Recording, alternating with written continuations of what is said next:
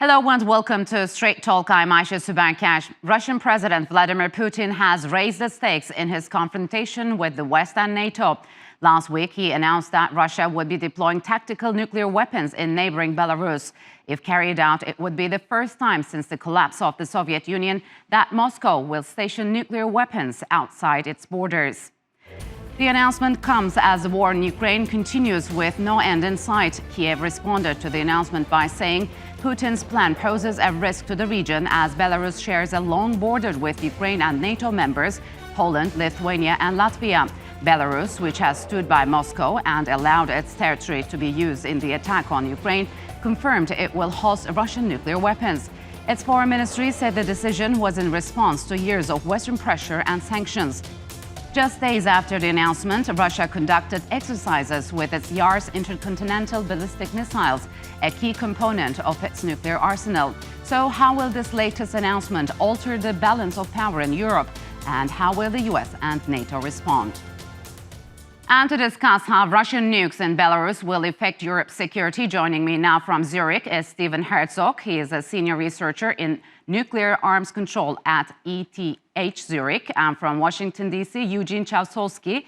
He is the senior director for analytical development and training at the Newslines Institute. Gentlemen, welcome to Straight Talk. It's good to have you on the program. So, Stephen, is this another dangerous escalation in Europe, top of the war in Ukraine? And how would this deployment impact Russia's overall war effort in Ukraine? So I actually don't think that it's a great danger. It's important to remember that Russia has the world's largest nuclear arsenal, about 6,000 nuclear warheads to start off with. And any missions in Ukraine that these deployments to Belarus could eventually accomplish can already be done by Russia's existing nuclear arsenal, including some which are deployed in Russia itself, not all that far away from Ukraine. So what I think is really going on here is this is posturing and fear-mongering on the Russian side. Things have not gone so well in Putin's offensive. The Russians are expecting a Ukrainian counteroffensive, and they know that that Ukrainian counteroffensive will be supplied with Western weapons. So what I believe is that Putin is just ratcheting up the tensions here.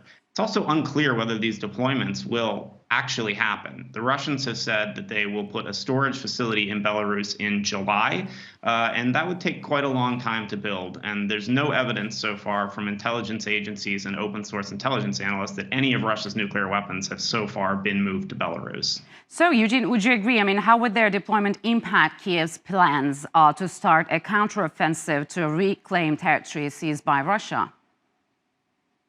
Yes, I largely agree with Stephen's comments. I think in terms of the deployment that Russia is planning, clearly there's been some drawbacks or setbacks from Russia's plans to conquer all of the Donbass region. We've seen that in the prolonged fight over Bakhmut in particular. And then, of course, we know that Ukraine is planning its own counteroffensive sometime in the spring. So perhaps this announcement, the saber rattling, if you will, in terms of this tactical nuclear deployment in Belarus is a way to try to distract Ukraine on the part of the Russians, focus on that northern vector more so than the southern vector that is currently under so much contention. So I think in that sense, it's largely meant as a diversionary tactic. So, Stephen, is this plan to deploy Russian weapons to Belarus is in reaction to Britain's move to provide Ukraine with armor-piercing rounds containing depleted uranium? I mean, why is Russia moving nuclear weapons to Belarus? What does it want? So there have actually been moves far in advance that could help us predict that this was coming. In February last year, President Lukashenko in Belarus ruled. He moved forward with changes to the constitution that would allow for foreign nuclear deployments on Belarusian soil. In addition to that, Russia had announced that it was training Belarusian Air Force in order to be able to, in the future, deliver nuclear weapons from Russia, and also helping to modify 10 Belarusian fighter jets. And Russia announced in the past that it was going to be deploying nuclear-capable Iskander missiles to Belarus. So I think that these deployments were already well in the making in the past. But I do think that they are in reaction, as Eugene said as well. I believe they are probably largely a diversionary tactic and designed to ratchet up pressure.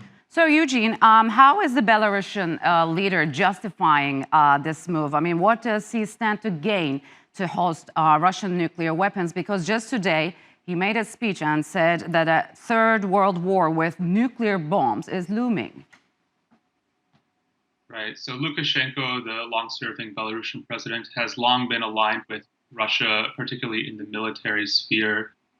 In terms of justifying this action, Lukashenko did mention that he has faced, that his country has faced a lot of pressure from the West, whether that's in terms of the sanctions that the US and EU have applied, not only to Russia, but also to Belarus because of Belarus hosting Russian troops. We have to remember that the initial invasion was started from Belarusian territory with Russian troops stationed there as part of military exercises. So essentially, Belarus is, really Lukashenko sees his lot with Putin and with Russia in terms of the invasion of Ukraine. And so this type of cooperation, I think, everything that Stephen mentioned leading up to this is just kind of a reflection of Belarus digging in and preparing itself for further counteractions by the West. He also proposed a ceasefire and called on both Russia and Ukraine to start negotiations without any preconditions. We'll see about that. But Stephen, I mean, how would these weapons deployment affect NATO's strategic nuclear posture? I mean, will more weapons be piled up in the region moving forward? Well, I think it's important to remember that NATO has long had nuclear sharing agreements and that there are purportedly U.S. tactical nuclear weapons stationed in Belgium, in the Netherlands. They're also in Italy, they're in Germany, and also in Turkey. And so these have existed, and Putin claims that he is just countering pre-existing Western deployments. Yes. Now, there is a difference here that the weapons that Putin is talking about potentially deploying to Belarus are not just bombs that would be delivered by planes, as NATO has. They are also potentially warheads to go onto Belarusian missiles, which is a development that we haven't seen since the 1980s on the side of NATO. But overall, I don't think this affects the strategic balance whatsoever. But what I do think, and it's true, is if you have nuclear weapons somewhere in a military alliance pointing at one side, they're going to be pointing nuclear weapons at you. So I would anticipate that the new Belarusian storage facility, were it to be built, will become an existing target for NATO nuclear weapons. So does this move contravene the existing nuclear non-proliferation treaties? So it actually does not, as interpreted. And during the negotiation of the Nuclear Non-Proliferation Treaty during the 1960s, the United States largely pushed to leave the language open and ambiguous to have deployments of nuclear weapons in states.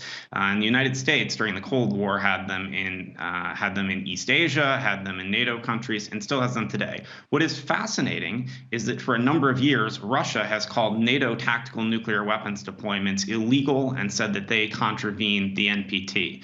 And now it seems that Putin has done an about-face when, in the context of the conflict in Ukraine, he believes that it's strategically in Russia's advantage to have them there to ratchet up pressure. So, Eugene, once deployed, could this lead to the U.S. to station more nuclear weapons in Eastern European countries, as well as Finland and Sweden? I mean, what would be the end game?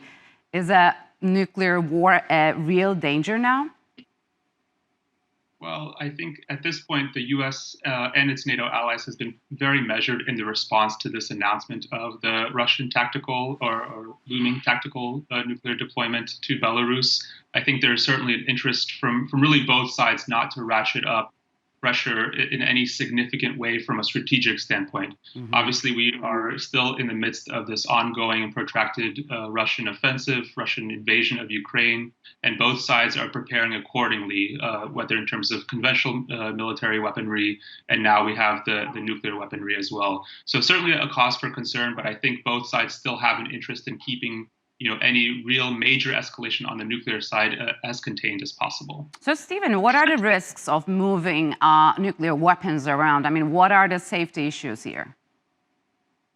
Well, I think that Russia has not had accidents in the past when moving around nuclear weapons. But what I do think is realistic that we can talk about is when you create nuclear storage facilities and when you move nuclear weapons closer to a conflict zone, I do think there is some intensified risk of misperception and belief that nuclear weapons will be used. I think that Eugene is largely right, and the United States and its NATO allies have said that they don't believe there's any Russian plan to use nuclear weapons.